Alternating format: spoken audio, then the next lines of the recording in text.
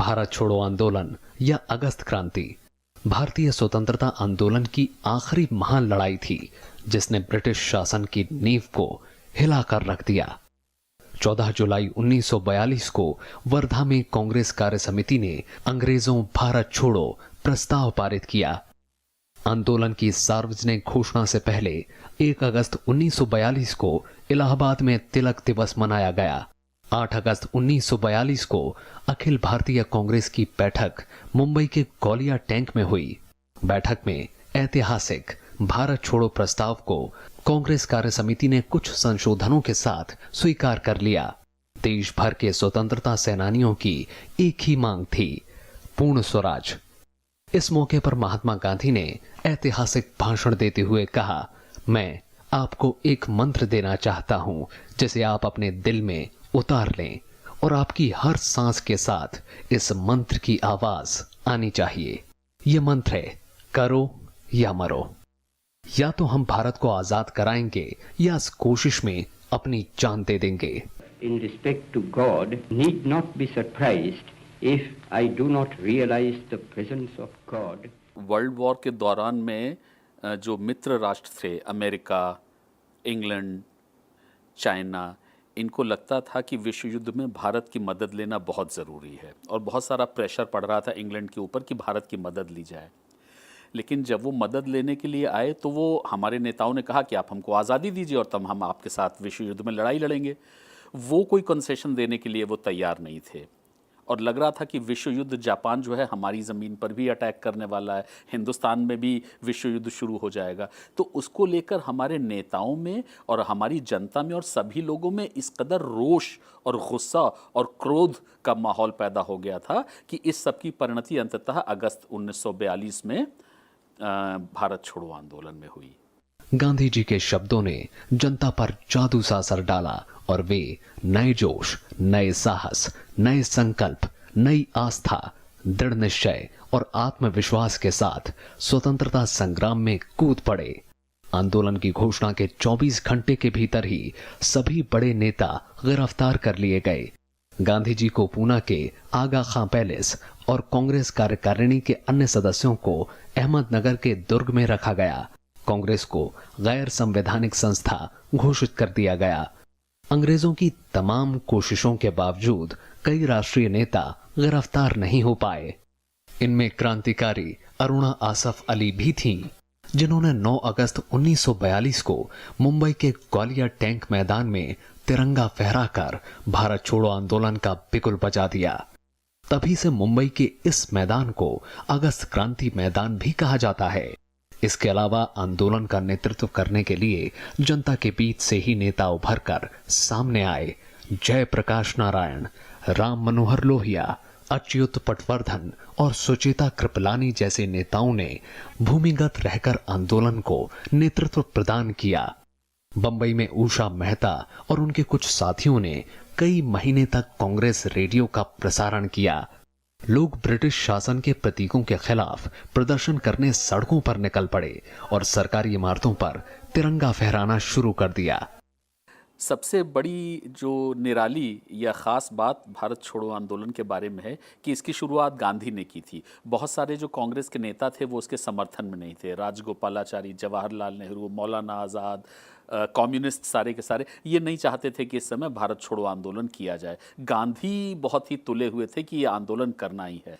लेकिन जब आंदोलन शुरू हुआ, और जैसा कि आप जानते हैं गांधी अहिंसा पे बहुत जोर देते थे, लेकिन ये अहिंसक आंदोलन नहीं हुआ। जैसे ही आंदोलन की शुरुआत हुई सारे नेताओं को जेल में डाल दिया गया, तो एक लीडरलेस हो गया। तो जनता ने अपने हाथ में ले लिया, अपनी तरीके से लड़ाई लड़ी। तो हिंसा भी कई जगहों पे हुई। तो इस आंदोलन की एक विशेषता यही थी कि था तो ये गांधीवादी आंदोलन, गांधीयन आंदोलन था, गांधी कहने पे चलाया गया था, लेकिन वो गांधी के हिसाब से नहीं चल रहा था। काफ़ी हिंसा भी इस आंदोलन में हुई थी। पटना के नौजवान विद्यार्थियों ने तो बलिदान का स्वर्णिम इतिहास ही रच डाला। 11 अगस्त 1942 को सचिवालय पर तिरंगा फहराने के दौरान फिरंगी हुकूमत की गोलियों से 7 छात्र शहीद हो गए। सरकार ने जब आंदोलन को दबाने के लिए लाठी और बंदूक का सहारा लिया तो आंदोलन का रुख बदलकर हिंसात्मक हो गया। अनेक जगहों पर रेल की पटरियां उखाड़ी गईं और स्टेशनों में आग लगा दी गई। बंबई, अहमदाबाद और जमशेदपुर में मजदूरों ने संयुक्त रूप से विशाल हड़तालें की। संयुक्त प्रांत में बलिया और बस्ती, बंबई में सतारा, बंगाल में मिदनापुर और बिहार के कुछ भागों में अस्थायी सरकारों की स्थापना की गई। सतारा में विद्रोह का नेतृत्व वाई.बी. चौहान और नाना पाटिल ने किया था। पहली समानांतर सरकार बलिया में चितू पांडे के नेतृत्व में बनी। देश भर में गुस्सा कहिए या आज़ादी की तरफ लोग का प्रेरणा कहिए, इस तरह से उभरा। देश भर में लाखों लोग जेल गए, पुलिस की लाठियां खाई, गोली चली। बिहार के कई गांवों में तो इतना हाल था कि अंग्रेज राज ने प्लेन लाए और हवाई जहाज़ से उस एरियाज का बॉम्बिंग किया, एरियल स्ट्रैफिंग की गांव में लोगों की। रेलवे लाइंस कटे, टेलीग्राफ लाइंस कटे, तो अंग्रेज राज कुछ दिन तक काफ़ी हिल गया उससे। तो देश भर में ये चला, बहुत ज़ोर से चला, और ये किसी एक व्यक्ति या पार्टी का नहीं था। काफ़ी देश भर में इस पर काफ़ी उत्साह हुई और लोगों ने अपना रोष भी इस पर निकाला।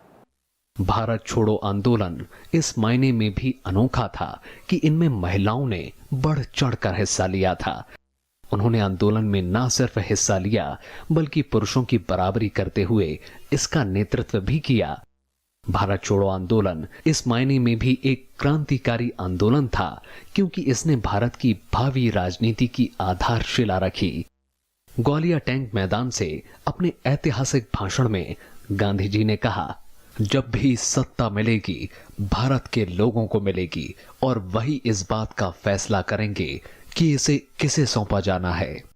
1942 के आंदोलन को अंग्रेजों ने दबा तो दिया था, 1.5-2 महीने के बाद में लगभग आंदोलन खत्म हो गया था, लेकिन भारत में रहने की उनकी मॉरल लेजिटिमेसी खत्म हो गई थी, अथॉरिटी खत्म हो गई थी, सेना पे उनका कंट्रोल कम हो गया था, पुलिस के ऊपर कंट्रोल कम हो गया था, हर तबके के भारतीय लोगों पर कंट्रोल कम हो गया था। तो ये तय हो गया था कि अंग्रेजों ने जोर जबरदस्ती करके, फोर्स का इस्तेमाल करके इस आंदोलन को दबा तो दिया है, लेकिन अब वो ज्यादा समय तक इस देश में रह नहीं पाएंगे।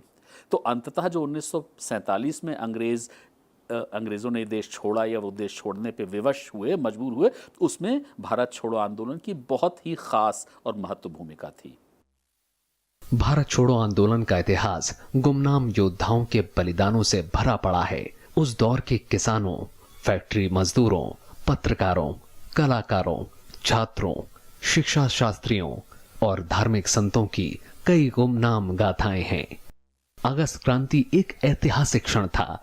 ये केवल विदेशी दास्तां के खिलाफ महज एक आंदोलन भर नहीं था, बल्कि भारतीय जनता में एक नई चेतना का संचार था। इस नई चेतना ने भारत की आजादी की एक मजबूत जमीन तैयार की, जिसने 1947 में अंग्रेजों को भारत को आजाद करने पर मजबूर कर दिया। Bureau report, Rajya Sabha TV.